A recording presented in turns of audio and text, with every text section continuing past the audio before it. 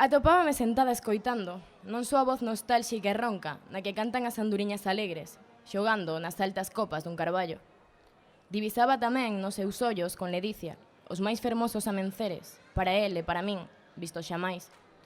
Eternos solpores nos que navegar entre as nubes tinguidas polo sol, que o carón da terra amada fan namorar o corazón, e vistos dende lonxe fan corroer a morriña sin compaixón.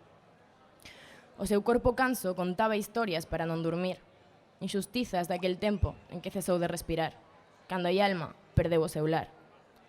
Os camaradas e o murmurio dos verdes campos mecidos polo vento, a cantinela dos ríos ao pasar, o ruxir das ondas batendo contra as rochas na misteriosa mar.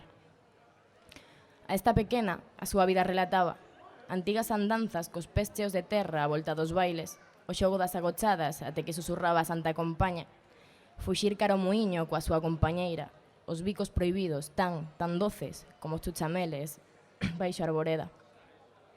En aquel preciso intre, o canso vello ollaba, coa mirada repleta de vaguas, o recordo daquelas fraguas, agora lonxanas, a imaxe da volta a casa sempre soñada. En rugas como a canles dos ríos os anos que pasan, as peras mans gastadas daquelas leiras traballadas.